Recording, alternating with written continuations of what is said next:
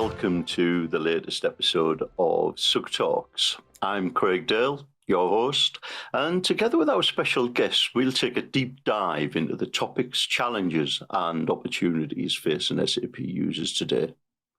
Please make sure you hit that subscribe button so you never miss another episode.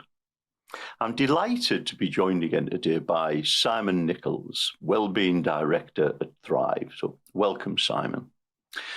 And in today's mentally health-focused episode, we're going to be discussing SAD, or is it SAD?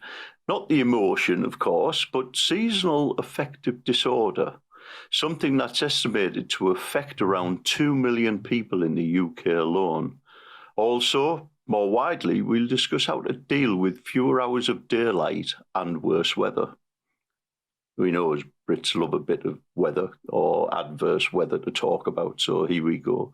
And, given that we're talking about, the nights drawing in, longer darkness through the day and the evenings, I thought I'd ask you, Simon, about your favourite winter evenings activity for today's icebreaker.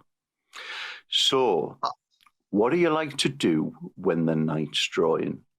I know from my perspective, I think I'm probably like a bear going into hibernation. I'll sit on the sofa with my wife with about a bucket of crisps, a box of sweets, God knows how many drinks, and just sit there watching TV, vegging out and hibernate for the winter. Just, growing my winter fat to keep me warm in winter. But what about you?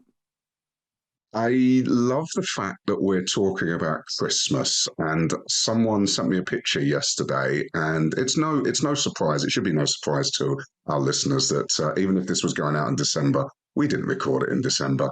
And I got sent a Christmas tree picture on Costco, and other large American conglomerates are available.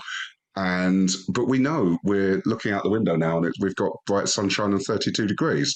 And so, but to think about Christmas is actually filling me with a little bit of delight, because Christmas is one of my most favourite of activities, because you're right, we shut down, and what we do in my household is, yes, we do have the annual Harry Potter binge-a-thon. So, although you mentioned sitting down with a bag of crisps, we would need to sit down with multiple bags of crisps to get through the entire series. So that's what I'm looking forward to. My son and daughter come round. My wife Kelly hates Harry Potter. It doesn't hate Harry Potter. She's not a nasty person in that sort of fact, and you can't really hate them. Fictional character, but she doesn't like watching the films as much as we do. So the three of us will just put on the first Harry Potter Philosopher's Stone, watch that, and then decide if we're still awake enough to watch the second one. So Harry Potter in front of the television is very much where we're going to be this Christmas. Oh, superb. Love a box set. Oh, well, thanks for that, Simon. And so moving on to, what our main topics of conversation, the darker days can be something that can be challenging to everyone. Obviously, some people may even enjoy them and like them. But, I think, the seasonal affective disorder can obviously amplify those effects, I believe. But it may not be something everybody knows about. So, Simon, just to start us off, could you just outline what SAD is and how it affects people, please? Yeah, so SAD is a condition, a diagnosable condition, and we'll come back to the fact I call it a diagnosable condition. And called seasonal affective disorder. Seasonal affective disorder affects up to 3% of the UK population. So that's 3 in 100 people in at some point in their life. So that's not to say that 3% of the population, but this is diagnosed seasonal affective disorder. These are individuals that have gone to see a doctor and they have put them on a path of recovery associated with their feelings that they associate with a particular season. Most people get their first symptoms in their early 20s. 20s or 30s, very, very often that's when you first start to, if you're going to have a real impact on your life, which for a lot of people, seasonal affective disorder does. Women are 4 times more likely to have seasonal affective disorder than men. And in part, that might be because the female of the species is maybe more caring and maybe more susceptible to different events that go on, such as Christmas. Have more, maybe put more effort in. I'm doing a complete disservice here to the male generation, but we are really good at doing some shopping on Christmas Eve, but it also might be that women are more likely to go to the GP. They're more likely to talk about the fact that a particular season affects them. Now, it's interesting that you did say that light drawing in, because it's although seasonal affective disorder, there's a clear set of symptoms. Actually, they don't really understand why, but it's very much linked to exposure to sunlight. And that's not necessarily the same as light and dark, because you said about the dark nights, but it is very much, do we go out less often in the winter? Of course we do, because it's colder. But seasonal affective disorder also affects people in the summer. It affects people in late spring. So it's not primarily to do with the light input or the amount of exposure to vitamin D that we're getting from the sun. So it's quite an interesting one, and hopefully we'll explore that as we go through today, because although we do think about it as a winter thing, actually 10% of that 3%, I'm sounding like Anchorman now, aren't I? 10% of that 3% actually are more affected by the summer months. So we're going to have a little look today and talk about how the thoughts and feelings are actually affecting us, maybe more than just that nights are drawing in, it's getting a bit colder, I want to hibernate. So, okay, let's have a look at the 90-10 here, because I'd like to maybe focus on the 10% if I can now for the next couple of moments. And question that springs immediately to my mind is, because I've always thought it was due to kind of darkness, dark days, change of colder weather, etc., and you're inside probably more than you're outside. But if 10% are affected in kind of spring and summertime, are the kind of symptoms different to those in the winter, or are they the same? So symptom-wise, no. Where the symptoms are effectively the same. So let's talk through some of the symptoms. So when a GP will go through quite a lot of a lot of questions in order to ascertain whether you are in fact suffering, and I use the word suffering because I've never been affected by seasonal affective disorder, but individuals who are do talk about it as a level of suffering. And when we come to the summer seasonal affective disorder, you'll see why. But the main symptoms associated with it are a persistent low mood. So very similar to how someone with depression may be feeling. A loss of pleasure or interest in normal everyday activities. Also irritability as well. So you start to feel a bit more irritable as that particular time or occasion starts to draw near. You might be feeling lethargic and sleepy during the day, whether that's summer or winter. You tend to sleep for longer, find it very hard to get up in the morning. And for a lot of people, actually, they start to crave carbohydrates and actually start to put on weight. So the symptoms, whether it's summer or winter, are actually fairly similar. So seasonal affective disorder does exactly what it says on the tin. It's a seasonal. You're being affected by a season. Now, there are much smaller individuals that are affected by autumn and spring, but it does seem to be that summer one that gets it. But when we move away from the symptoms what we're actually left with, well, what is the cause?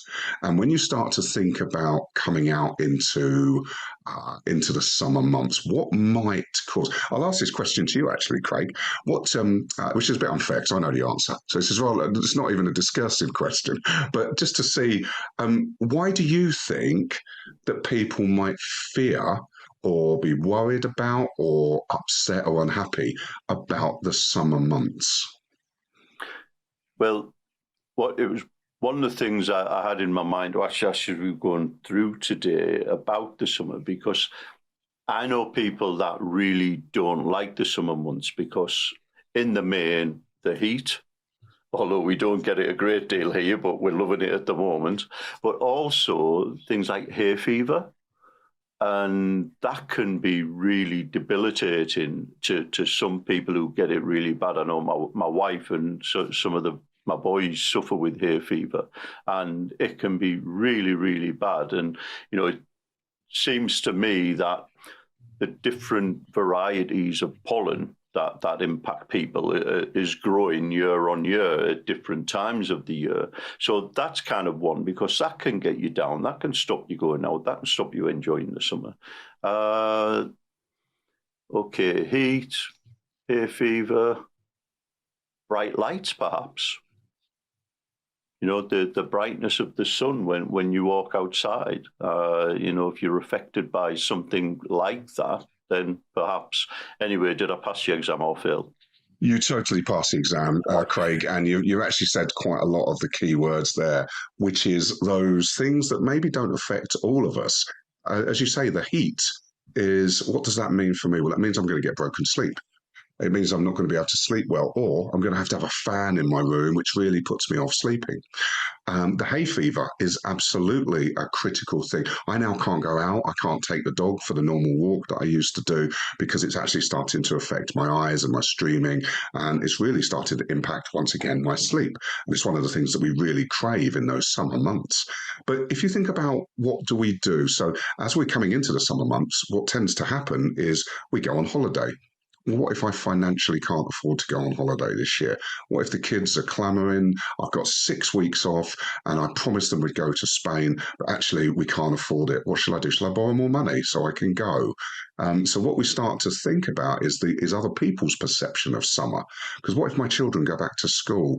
What if? What if? What if? Now we're sort of bordering on sort of those levels that we sometimes see in anxiety, where people actually start to doubt or have those negative thoughts. And what else do we do when we go on the beach? Well, we have to take our clothes off. If my body image isn't where I want it to be, I might even just want to take my top off to go and swim in the sea. So actually, I'm now going to start avoiding things. I'm certainly going to avoid the beach. So we start to think all these things for a lot of people are absolutely it's the easiest thing to do. Let's go to Spain because we've got enough money. Let's go on the beach. Let's take our clothes off. Let's go for a swim. No body issues, no self-esteem issues. I don't suffer from hay fever, so I can run through the cornfields. But when other people are facing that they know that that's going to be their summer. Actually, the dread and the fear starts to come in, and so they start to feel sad about the effects that are going to hit them. Very interesting. And yeah, I can understand that. There's lots of different things, lots of different aspects of life as well coming into you at that point. Interestingly, just as a side note on that, one of the things, we went on holiday to Lanzarote many years ago when the children were little. And we learned then, we came back, it cost us a fortune. We were a family of 5. So, family of 4, you can get some good deals. Family of 5, not really. So we came back, we sat down with the kids and said, well, what did you think? And they said, yeah, we enjoyed it, but we liked the caravan better. And it's like, right, okay, there's one in the bag. Your kids enjoy the holiday, you're going to enjoy the holiday. So that was it then. Caravans, until one of the lads grew to 6 foot tall and was hanging out the bed of the caravan. And that was it. It made us all happy. Hi, we're the UK and Ireland SAP user group. Did you know we're a fiercely independent not-for-profit? Did you know we're a vibrant community of over 6,500 SAP users? And did you know we help each other by sharing resources, championing education, and influencing SAP's future development? Well, you do now. If you'd like to get the most from your SAP investments and be in the know, visit our website, sapusers.org/pod. We hope you enjoy the rest of the podcast. So interestingly, that we talked about low mood, depression, irritability, despair, and also other factors that feed into it. So why, if we now move to the 90%, those people in the kind of autumn and winter months, why can people feel that way if they're deprived of sunlight? So if you imagine, as we said, you have that great night's sleep and you always get up at 6 o'clock, it's because your body has naturally gone into sleep phase. It knows when it's winding down and it knows when it wants to wake up. But for some people, that sleep phase, and this is further exaggerated by this, and I don't know how the best way to say it, this fascination we have for having our mobiles in our room, and to look at them and to watch TikTok videos before we go to sleep. It takes our brain 22 minutes to calm down from just one last look at a bright light in a darkened room. That's 22 minutes where we're not getting ready for sleep. Now, some people go, I can just switch my phone off and I'll go straight to sleep. You might, but your brain isn't. Your brain is whirring around, your eyes are going. Even if you're in a sleep, you're still not getting to that sleep phase that you need to as quickly as possible. And we had one person on one of our courses, and they talked about their sleep pattern. They could never get it right, and they used the terminology. I can remember this, that they said the evening is endless. I would watch the clock and I would feel trapped in the dark. So because they knew that sleep was eluding them, that actually they knew they're going to be exhausted the next day and the pattern would carry on. So it's really very much that disrupted body clock is all about the patterns that SAD individuals are not able to tap into in the same way that people who don't suffer with seasonal affective disorder can just seemingly just fall asleep like that. So just on that point, obviously looking at, things people can do to combat it, sleep seems a very important aspect. And you've already alluded to one, don't look at your mobile before you go to bed. But what are ways that people can do to combat that and make sure that they're getting a better sleep and a regulated sleep? So this is really to do. So, and we've talked so much about sunlight, and we're talking about that sort of the autumnal winter element of seasonal affective disorder now, which is make most of that natural light. As soon as that light hits the curtains in the morning, throw them open, throw those curtains open as wide as you can, just to let that sunlight in. Try and get outside, get some walks, because obviously what that will help you do is not only you're outside, so you're still getting the vitamin D, even through clouds, even through just being outside, absorbing the light into our bodies. Just a small walk in the morning, small walk in the evening. But get outside, make the most of that sunlight. The next one that you can do, especially as we approach Christmas and we approach the winter, is plan ahead. If you feel you're not going to want to make the lasagna or the pasta or the dishes, why not make a batch, freeze them? So on those days when you lack the energy, maybe you can just sort of whip one of these out. You reduce the stress in your day, or the family still has a fantastic meal. The more active we are, the more we'll reduce our stress levels. The more we reduce our stress levels, it increases our energy levels. It makes us more alert. The more energy we burn during the day, the better sleep we're going to have. So, and I know you specifically said about sleep, and I'm working my way up to it, because these are the things we've got to almost do in the morning. One of the most important things, and we've said this so many times, make your bed in the morning. Make your bed in the morning, throw the curtains open wide. As soon as that sunlight hits, you'll get a burst of dopamine because your bed's nice and made, and you'll get some sunlight coming in and you'll feel the benefits of that. Even if it's a grimy old day, just getting light hitting the back of your eyes, that will trigger the hypothalamus to not produce as much melatonin, because you can see you're not ready to hibernate. There's the lights in your eyes, and so it will suddenly start to reduce those melatonin levels. You can see that it's a bright, brand new day and you've survived, you've woken up. So again, your fight and flight will be actually, got through the night, fantastic. So subconsciously, you're starting to make all of these things. You start to plan ahead for the winter. You're going to start to feel better, that you're not going to feel hungry. You're not going to go without anything. Because we're talking about low moods, we've also got to be talking about how we can be social. And it's not that we've got to go around each other's houses and sort of put upon ourselves and individuals watching box sets of Harry Potter, but it's just about talking to someone, reaching out, talking to someone about how you feel. And actually, if you feel silly, because a lot of people think, oh, I'm only happening to me. If you do want to work out at any stage, 3% of 6 million, it's just over 1 million people. There's 1 million people feeling exactly like you in the UK alone. So if you don't feel like you can talk to one of your friends, you can, of course, talk to your GP at any time. And what's really interesting is when you start to notice it, and you might notice it every year around about September, October, those feelings of dread. Why don't you write that down? Why don't you write the things down that start to fill you with dread? Because what you can start to do is then look at them a little bit objectively, and you can say, well, actually, at this particular point, these symptoms start to affect me. What can I do differently at that time?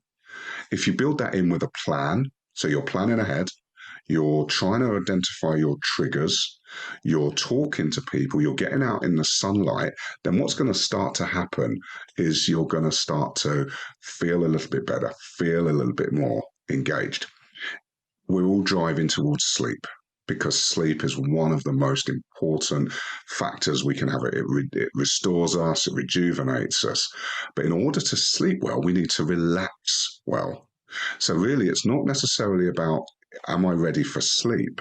It's about putting my body into a motion that says I'm going to sleep. So maybe I go out for a walk last thing at night, be part of nature, breathe in the fresh air, be outside, come back in, put my devices to one side, maybe do a 5-10 minute meditation or mindfulness session just to relax me. If I do need to do something before I go to bed, what about maybe listening to an audio book, or better still, reading? Because reading actually stimulates the right bits of our eyes. It tires us out just before we go to bed. Close the book, switch the light off, lie back. Now, for those of you that are insomniacs out there, you're going to say, yeah, that's not easy, Simon. But actually, you have to build this up over time. If I was to say to you, you're going to get a much better night's sleep if you go out, have a run, come back in, put your devices down, blah, blah, blah, blah, blah, and meditate, and it'll be brilliant. It won't be, because you won't have built your body into that circadian rhythm that says, this is what I do when I go to bed. This is what I do to make myself have a good night's sleep. We've almost got to put ourselves into that thought process that allows us to have a good night's sleep. But it is tough, and I do know if people are struggling. But you start small and work your way up to that final bit of, actually, my devices are downstairs. I have an hour of relaxation meditation before I go to bed. I have a lovely warm bath, and I build the last 2 hours of my evening into my nighttime routine. The more you do it, the more effective it will be for your sleep pattern. Thank you. And just to touch on a few things you mentioned there. So, okay, we go back, how do we relax before bed? And I agree with the reading aspect. Now, I use a Kindle, and obviously the Kindle has a backlight. And I find that's okay. But when we're talking about putting mobiles down, people may have the Kindle app, which is how they read their books, on an iPad or another tablet. How does that affect them? Or is it just the kind of the actual fact that you're reading, the actual, if you like, process of reading and taking in the information that relaxes us? It's so it's a Kindle is a really interesting one, because a lot of Kindles, for the most part, they have a particular or special backlight that they're able to. So it's really designed for nighttime reading. If you want to be a purist, and you sort of any light in a dark room is gonna affect your receptors. So much so that the reason that it is the and the reason that when we think about mood lamps, to wake people up in the morning, is because your eyes are getting used to I guess we'll call it the artificial sunlight. In your head in the middle of winter and you're going to bed at 10 o'clock, your brain is going, oh, I've still got a little bit of artificial sunlight. That's nice. But you're having it at 10 o'clock at night. So, what might be better if people maybe they can use the audio version of the Kindle, whereby the Kindle can read to them if they're okay with that. But if you do have the Kindle on your phone, what I would recommend you doing is dimming the screen, to get as little light input into your eyes as possible. Because as I say, that's the thing that we're trying to reduce. We're trying to reduce that external light. And for a lot of people, they need blackout blinds as well, because they don't want any of even the nighttime light or the artificial light from street lamps coming in. So it's about making your room as cozy and as sleep applicable as possible. And the more we can do to reduce the light. But I'm not saying please don't use your Kindles, because you're right, because the reading is also going to start to exhaust you, because you're having to spend time looking at the words as well. And okay, so in that regard, then, just throwing something out there, would it be advisable, if you're using a Kindle or reading through from a tablet, etc., read it with the light on? And then once you've finished reading and your eyes are getting heavy, because I certainly get to that stage where my blinks are taking a lot longer than they usually do, that I say, right, okay, down, light off, then it's sleep time. It is, but you've got to remember as well that even because we're living in this world of artificial light, that even when we switch that light off, unless we're exhausted or we've got into that rhythm of sleep, then it might take us a little while to get into that sleep. So maybe it's that if you switch the light off, but you've got a nighttime routine in your head ready to go, which might be as simple as, we're talking about counting sheep here. But we're talking about putting something, or maybe because what you've got there is either your mind's racing because of the excitement of the book you've just read, or you've got a little bit of time to contemplate because your body's not quite got into shutdown mode. And then the worst thing is you start thinking, oh, I've got to write that email tomorrow. I've got to do that. So it's maybe when you switch the light off that you've got something in your head that goes, right, I need to put myself into sleep mode. So I'm going to think about this particular thing, or I'm going to concentrate on my breathing. Breathe in, breathe out. So just a little, an extra aid beyond that, having the bright light, because we've got bright light plunged into darkness. And in nature, that doesn't happen. We get that twilight hour of our eyes getting used to it. So suddenly you've got this bright light into darkness. And some people are like, right, I must sleep now. But for some people, it takes even longer. Try a few things out and see what works best. Okay. So I've done that. I've relaxed. I've had a good night's sleep. I get up in the morning. I make my bed. I throw open the curtains. And a caveat there, please do get dressed before you do that, especially if you have neighbours out the opposite you. And I'm then about to go outside, whatever, but it's still dark. I'm leaving the house in darkness. Let's say I'm going to the office. Leaving the house in darkness, I'm coming home in darkness. The only daylight time is when I'm actually in the office or place of work, etc. You mentioned earlier the kind of sunlight, the vitamin D, etc., and that sunshine vitamin. Would taking that through the winter months also help people, on top of, as a supplement, I suppose, to everything else you've mentioned? So I am not a medical professional. I am not a dietitian or a nutritionist. I take vitamin D tablets every day of the year. And that's just when I was going through my depression, that was actually diagnosed by a doctor for me. Vitamin D tablets help boost that serotonin. And actually, as I say, I can probably still see them from where I look now. I just take one vitamin D tablet, but I wouldn't advise everyone to go and do that. I would check to make sure that that's if you are a bit worried, go and speak to your nutritionist. But certainly during the winter months, and for people suffering from seasonal affective disorder, vitamin D additives really can have an impact. And we talked about light boxes before as well. And because you're right, we're getting up into that darkness. But for the most of us, if we can have a gradual light, which is the dawn, and that gets our body into that, we're going to be waking up in a moment rather than bursting straight into that bright light, which immediately affects our light receptacles. And then we actually suddenly realize that we've got to switch them all off to go out in the darkness again. So it's about gradually waking up and go outside as quick as you can. This is a really interesting one that people sort of say really helps them. Go outside, get your eyes accustomed to the darkness of the light. And that's a weird way to say it. But as we walk out of the house, there's a different type of darkness. And it's about, again, getting our body used to the fact that it's going to be light soon.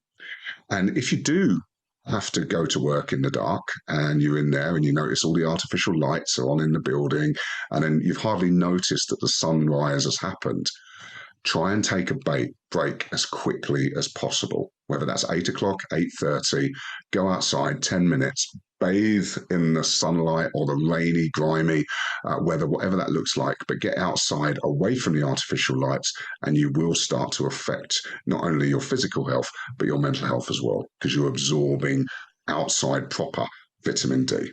But yeah, I swear by my vitamin D tablets. I'm with you on that one. I take them every day as well. So, yep, I agreed on that one. Okay, so thank you, Simon. We've covered quite a lot there, lots of, tips for people to do. We've talked about exercise, we've talked about relaxing, we've talked about planning ahead and really doing that and looking at that. And, some people will be looking forward to kind of the future seasons and others, like you say, be dreading it. And, is there anything else, just as we come to the close now, any other tips from you for anybody that's perhaps dreading coming into the coming seasons? It's really just it's the big five, and we talk about the big five a lot, and we all know the big five, but we always choose to ignore the big five. Try to get enough sleep. That's the key one. For an adult, it should be 6.5 hours of unbroken sleep wherever possible. For younger children, it's anywhere 9 to 10 hours. Teenagers, again, 9 to 10 to 11 hours. But as an adult, you want to be hoping to try and get between 6.5 and 7.5 hours sleep. Think about your diet. And actually think about what you're putting into your body. Do you remember I said about serotonin being our mood stabilizer? 80% of our serotonin is produced in our gut. So it thrives upon what you put in it. So what we need to be doing is drinking lots of water, about 3 litres of water a day, and we need to have a balanced diet. We need to be eating, if your definition of a diet is veganism or vegetarianism, again, you need to make that as varied as possible so you're getting all the good stuff in as well. Do some physical activity. Doesn't matter what it is, if it's indoor or outdoors, gym, go for a run, go for a swim. You can do, even in the cold winter months, you can do indoor activities, play badminton. Again, from a sports perspective, playing a sociable sport actually helps raise your oxytocin levels as well. Look after your hygiene. Every day, have a shower. I know I shouldn't be telling people this, but have a shower, wash your hair, put yourself into a different frame of mind. For a lot of people, when they start to neglect their hygiene, it's because their thoughts and feelings are in a different place and they might need to do something about it. So if you can make sure that you just look after yourself, brush your teeth, wash yourself, and just be as healthy as you can be. And the final one is our old friends, alcohol and drugs. They affect our mental health in a disproportionate way. We know that the average person drinks 16 units of alcohol on Christmas Day alone, let alone the period of the Christmas period. If you are susceptible to seasonal affective disorder, alcohol isn't the answer, I'm afraid. What you need to try and do is see if you can make healthy habits instead of unhealthy habits. What can you do instead of having 6 cans of Stella? Is there something else that you can put in your life to take that away? Maybe that's going out for a run, going down to the gym. Try and replace the unhealthy habits with good habits. But that would probably be my top 5 tips. Thank you very much. And they're, I think, great. And you call them the big 5. I think they're an excellent 5. Thank you for that. And Simon, thank you for your time, as always, and your insights. It's been fascinating for me. I've learned a lot, so thank you very much. And my pleasure. We hope you've enjoyed the conversation and found it valuable. To learn more about Thrive and our partnership, please do visit the UK&I SUG website at sapusers.org for more details, and we'll also link it in the description of this podcast. So thank you very much, Simon, and until the next time, stay safe, stay well, and keep washing your hands.